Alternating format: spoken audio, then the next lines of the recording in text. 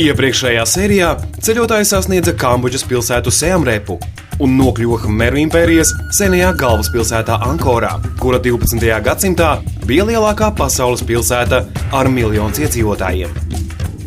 Vēlāk ceļotāji nokļuva zemeslodes lielākajā sakrālajā celtnē Angkorvatā un ar GPS palīdzību noskaidroja seno ēku precizitāti un to, ka celtniecības tehnoloģijas, kas pielietotas šajā ēkā, ir daudz attīstītākas par mūsdienu būvniecības iespējām.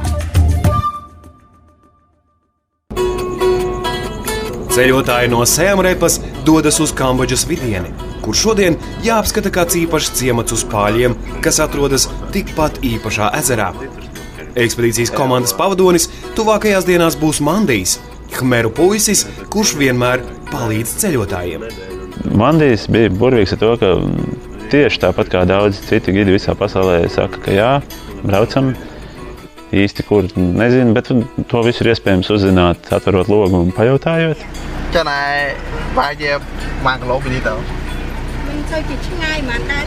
Un liels bija mans prieks atklājot, ka Mandijs nepazīst karti, kas nav slikti šoferim, kurš vadā turistus. Teiksim, ja tu iedod karti un ja tu parādi, mēs esam šeit, tad tā nevajag darīt, vai prasīt, kur mēs esam. Ja, tad iznākums būs, ka mēs, kā? Un tad groza to karti un skatās. Bet tas nemazina cilvēka, kā lai saka, to uzņēmību un to prieku pakalpot tev, vadāt tevi pa valsti. Un nevienā brīdī tas vismaz neredzēja, ka Mandijs būtu samulsis. Viņš ar lielāko prieku paklausīja, ja mēs teicām, ka nav tā, bet ir pilnīgi citādāk. Viņš teica, labi, ir pilnīgi citādāk. Kā cilvēks viņš bija tiešām kolosāls, un šito parasti saka par meitenēm, kas nav pārāk glītas, ka, kā cilvēks viņi ir kolosāls. Nē, mūsu gids bija tiešām kolosāls čals, bet viņš bija labs šofers. Un mēs viņam parādījām valsti. Un tas jau arī ir interesanti. Tu ieraudzīji to otru pusi, kā vienam parastam džekam no Kambodžas, kā viņam pašam tā valsts paverās. Un tas bija mums pašiem interesanti. Lietus sezona Kambodžā sākas pēc mēneša, tāpēc smilšainie ceļi pagaidām ir ļoti labā stāvoklī un izbraucami bez grūtībām. Lai nokļūtu līdz ezera Tonlesap ciematam, kas būvēts uz pāļiem, ir jānobrauc kādi 50 kilometri. Lai arī ainava aiz loga neliecina par ezera tuvumu, tomēr tas ir tepat. Šitie ir vēl savus zemnieki. Šitie ir vēl tādi. Bet no ezeras jūt jau. Viņi ir savus cilvēki. Šitie ir jau vēl tie, kas dzīvo Kauniņā. Viņus laik peldu. Tonlesap ezers ir lielākā Indoķīnas pussalas ūdenskrātuve. To pat dažreiz sauc par jūru. Ezers šobrīd ir 1 metru dziļš un aizņem 2700 kvadrātkilometru lielu teritoriju. Bet, kad sākas lietus sezona, tas paliek 5 reizes lielāks un apludina milzīgas teritorijas. Ezers tad sasniedz 9 metru dziļumu.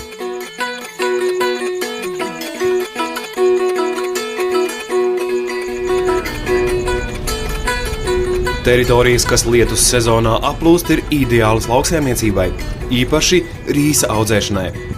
Ūdens bagātina augsni ar dūņām, kas paliek uz zemes, kad ezers ir atkāpies. Tonlesap ezers ir arī ļoti produktīva saldūdens zivju iegūs vieta. Zivju rūpniecība ir viens no galvenajiem vietējo iedzīvotāju iztikas avotiem.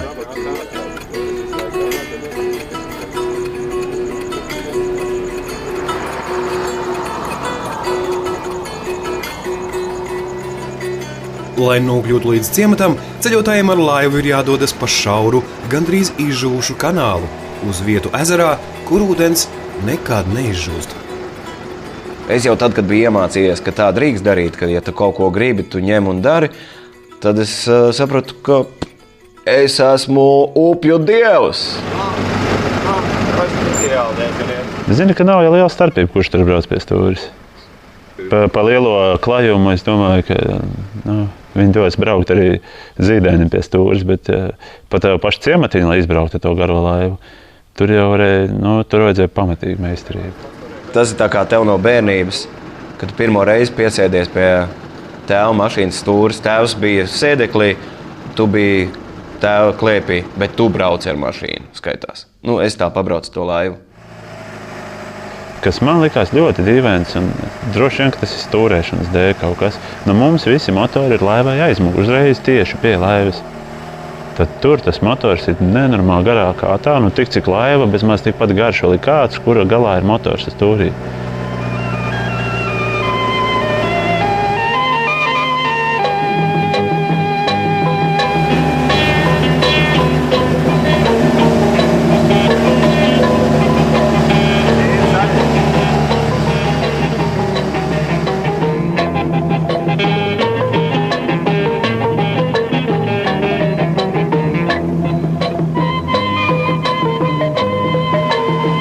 Ciemata mājas, kas būvētas uz pāļiem, ir tiešām iespaidīgas.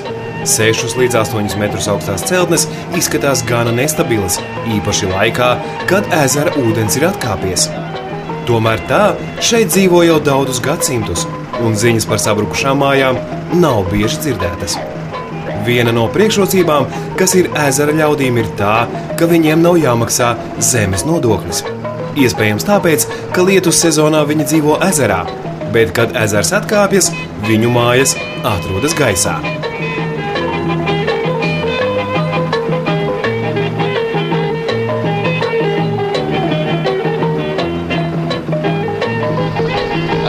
Cik cilvēki dzīvo šajā ciematā? Visā ciematā kopā, cik cilvēki varētu būt šeit? Excuse me. English. How many people lives in this city? Yeah, in this village. Around like 500 people. 500? Yeah. In this village. Mēs arī daudz redzējām. Vien 500 varētu būt.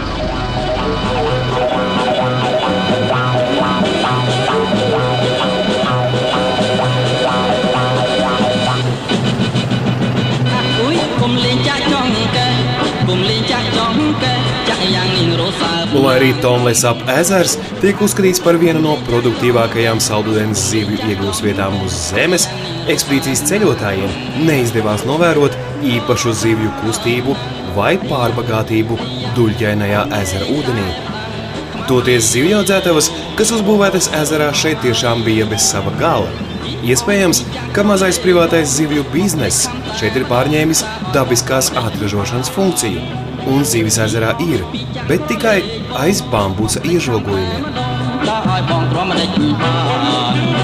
Ezerā atrodas neskaitāmas bambusa būves, kas atšķirībā no ūdens cilvēku mājām ir izveidotas visnotaļ rūpīgi un ar sienām.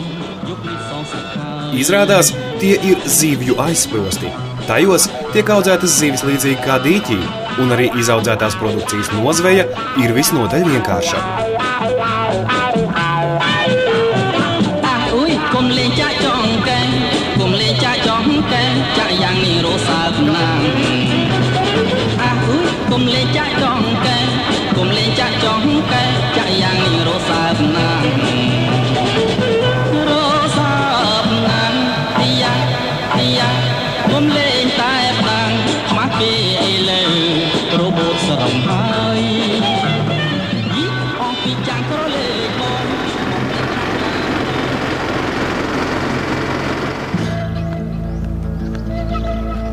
Tur bija tāda ieliņa, kur es sajūtos pirmo reizi mūžā kā šerifs ar savu palīgu. Kārlis droši vien stāst otrādi, ka viņš pirmo reizi sajūtās kā šerifs ar savu palīgu, bet visi zina, kā ir īstenībā.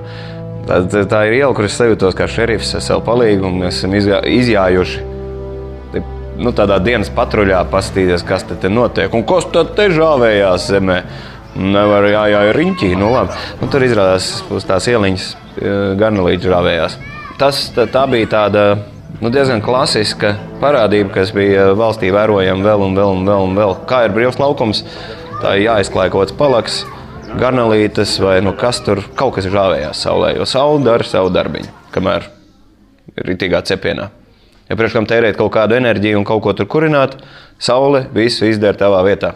Jā, tas ir normāli, bet tad laikam izkaltētu arī ēd. Baterija arī. Baterija tu arī. Battery, no, eat battery. Battery gives you power.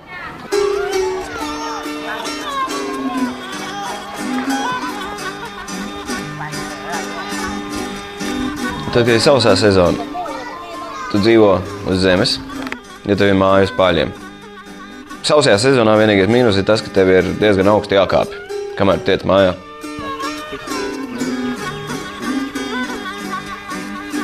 Egon, tu iztēlojies, kā tāds 70-gadīgs onkulīts varētu tikt augšā pa šo te? Un tā kāpšana neizskatījās pārāk ērti, tāpēc vēlams baigo vecumu tajā ciematā dzīvojot nepiedzīvot. Tu netiec mājās vienkārši. Diezgan stulbi palikt lejā ūdenī tikai tāpēc, ka tev nav spēka uzlīst mājā, vai ne? Jā. Mums nav... Tas nāk lejā, ne? Cik viņam ir gadiņi, kā domā? I think it's No, es saku 4. Strīdnieks, jā. Napsties. Kā Kāpēc ne? Stiprinieks. làm mũ hay ôm này. Cây lơ đội Cik reizes nav vajag zāt?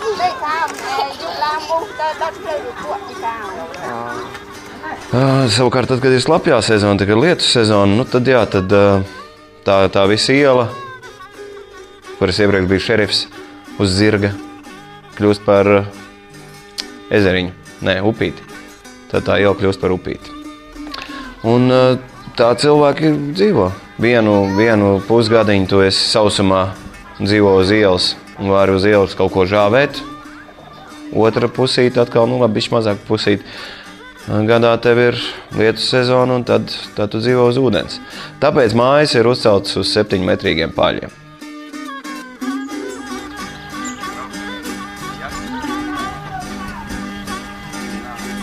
Bet neēdīsim pusdienas šeit, varbūt.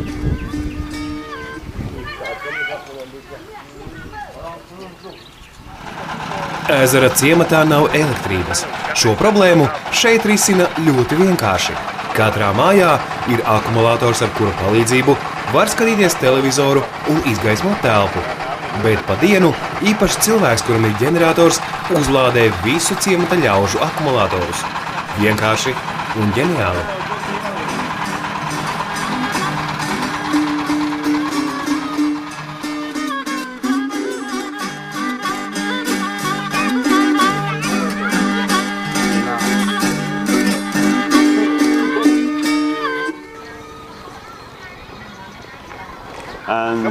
And where is the shop? Which one is shop? Oh, because here no have big shop, just a local. No, but just the shop there. Yeah. This is Yeah, this one too. Yeah. No, ejam uz veikalu. Excuse me. Veicīt? Es padzēršos pēc veicīt. Hello?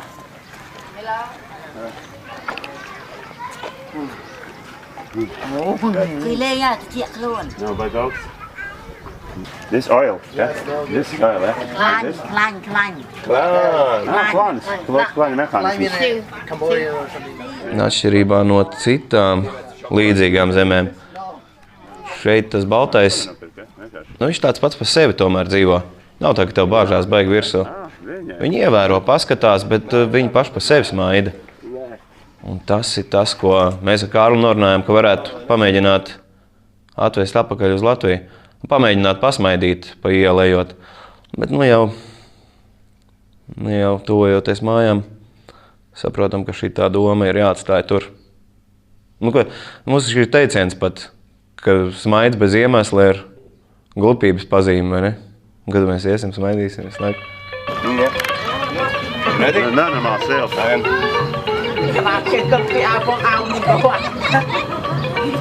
Good. Make a photo. Like this.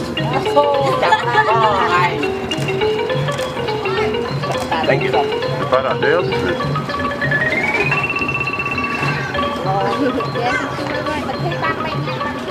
Pretty. Un tad mēs noskaidrojam no vietējiem, ka viņi uz ielas iespējams ir citādāk nekā mājās. Ja uz ielas viņi neizrādīs dusmas, neizrādīs baigo mīlestību, bet smaidīs gan, jo viss jau ir jauki un labi. Iespējams, ka mājās viņi sit leduskapa durvis. Es neesmu redzējis mīlīgākus cilvēkus. Es neesmu daudz kur bijis, bet ārkārtīgi sirsnīgi un mīlīgi cilvēki. Tiešām mans vārds mīlīgs ļoti patīk, jo viņi ir maza auguma. Un līdz ar to gribās viņu samīļot. Bet viņi ir ļoti, ļoti draudzīgi. ka labs radītājs tas, ka, ja tu redzi kādu vietējo, kurš iedzer palmu vīnu, es neredzēju nevienu, kurš kļūtu agresīvāks vai dusmīgāks vai raugt uzvedas. Viņi smaida, priecājās par dzīvi. Man liekas, tā vienkāršā būšana ir tik skaista, ka tur cilvēks galīgi neturīgs. Var neuztraukties. Viņš tāpat dzird ziņas par radio, tāpat kā mēs to darām, bet neuztraucās un vienkārši ir. Un tas ir tik skaisti, ka var tā mierīgi sabūt. Un visi ģimeni sēž kopā un smaida un priecājās, aprunā, ko pa dienu darījuši. Un tas ir ko pamācīt. Tuvāk, pēc iespējas, ne? Ko varētu uzlēst? Kaut kāds noņēmēšanās to pirmo. Metālu bumbu.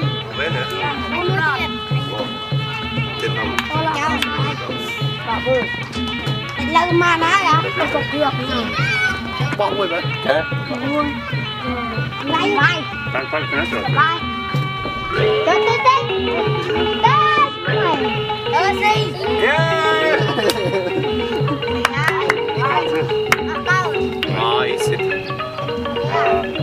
Pulkstenis tuvojas pēcpusdienai, un tas nozīmē, ka Kambodžā iestājas karstākais diennakts laiks. Šobrīd termometrs rāda jau plus 38 grādus. Tiešām labi. Starp citu palika labāk, jo vairs nesvīst. Vairs nav.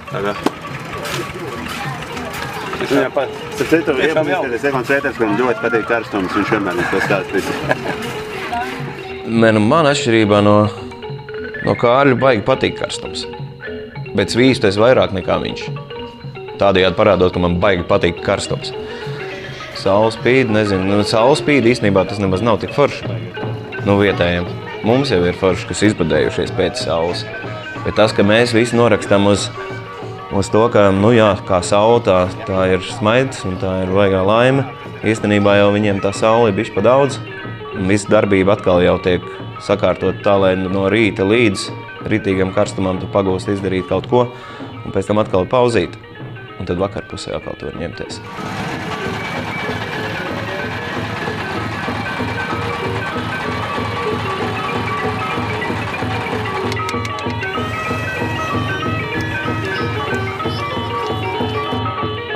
Pusdienās ceļotāju pavadonis Mandijs ir izdomājis kādu īpašu vietējo uzkodu, ar kuru pārsteigt eiropiešus. Tomēr izklausās, ka mūsējie ir pietiekami izbadējušies, lai kāri apēstu jebko, ko viņiem piedāvā. What's this? We eat all of this, yeah? What's this? Cricket? Kriketiņi.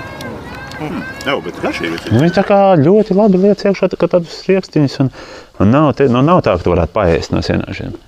Tu vienkārši viņus tad uzkodiņus āļa. Kopā sienāzīšus labāk ir nopirkt kopā ar tiem sarkaniem pipariņiem, bet tie sarkanie pipariņi ir tādi, ka tu pirmo nepamani kā pēdi, un tu domā, kāds baigi tie sienāzīši stipri. Un tad, kad tu pamani, ka tu divas tos piparus iebāz mutē, tad tu uzzini, ka tos laikam jālasa ārā. Ne? Man turpmāk vasarā būtu ko ēst. Šis ir tas, ko Anželina Džolija stāstīja, ka viņas bērni atbrauc uz šo valstu, un pirmais, ko viņi pieprasa, ir dod man. Ēdi, uzēdi. Kā iecirt. Es brīdī. Pipariņš. Ļoti pipariņš. Bet šī tie ir okei. Mutēs vēl kā draugi. Jā. Pagaid, lai neizstās beigts. Skaistuls. Šādi. Jā, džeks reku ir. Šitām te ir ārā. Bet arī džekiem ir šitais. Galā. Ko? No kuru tu ņemsi? Pagaid. Smolku vēl vienu meitenīti. Jā. Nu? Ko gan baigi mazā meitenīti? Es nevaru apēst meiteni. Tā ir jāpērk. Skatoties hokeju, vai ne? Ēdot čipsīti. Aizņem stot? Sienāšu čipsīti, man liekas, pilnīgi normāli. Tiešām garšīgs čips, nopietni. Un tu arī pilnīgi skaidri zini, ka nekādas E-vielas tur klāt nav bijušas. Cik tur eļļiņu, kur viņš ir uzcepts. Tā reāli būtu lieta, ko var likt iekšā pakās un taisīt sienāšu čipsīšus. Mums viņi nav tik daudz, līdz ar to nebūs. This, and tas ir 10 štukas, nē? Yeah. This one? Yeah? Okay. This, yeah? Okay.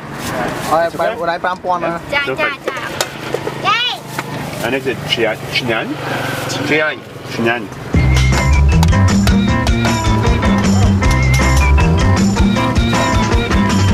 ញុំមិនសងចិត្តទេខ្ញុំមិនសងចិត្តទេ Ideālākais čipsīši, ja šitādi būtu čipsīši, veselīgi, tīrs, cienādīt.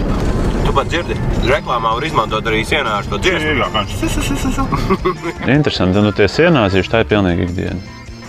Tas ir pilnīgi normāls pie alus uzgraužamais vietējiem. Un izklausās jocīgi, bet es teikšu, man arī ļoti garšoja, un es tiešām varēju, mēs no maisu mierīgi izēdām tā kā čaukst vienu, un tie sienāzīši bija pats, laikam, jaukākais no tiem dīvainā piedāvājumiem, jo ko, ja cilvēks skatās, kas viņam par ēdienkartē dīvainas, nu tā mums patīk darīt.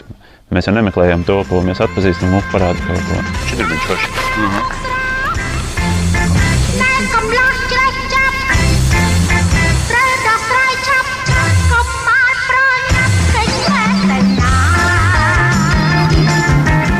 Man tie garšo labāk.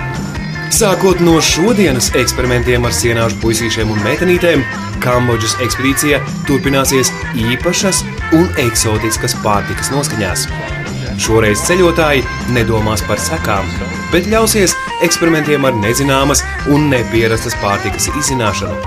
Kā tas beigsies un vai tiešām ceļotāji ēdīs 20 dienas parētu olu, uzzināsim jau pēc nedēļas.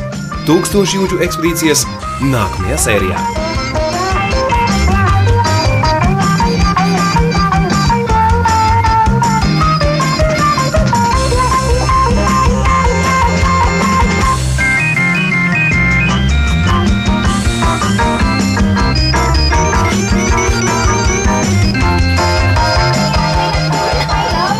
Neko tik jocīgi neesmu šeit, kad neesmu droši vai ēst no mīdzi arī. Māsa nē.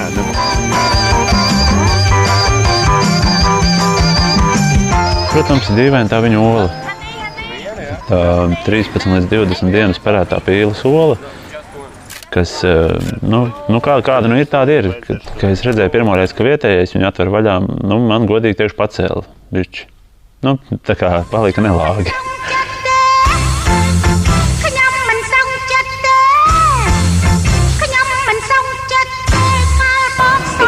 Es tam dalīju, ok? Nē, neredz to.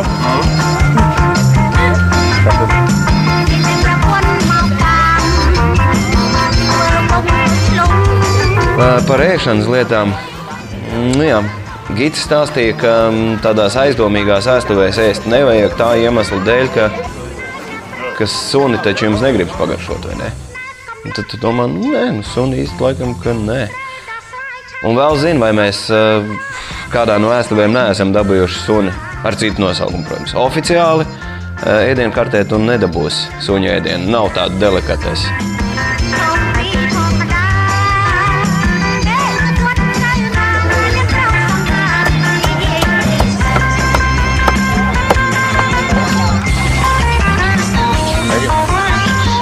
Tā kā ķirgu mums.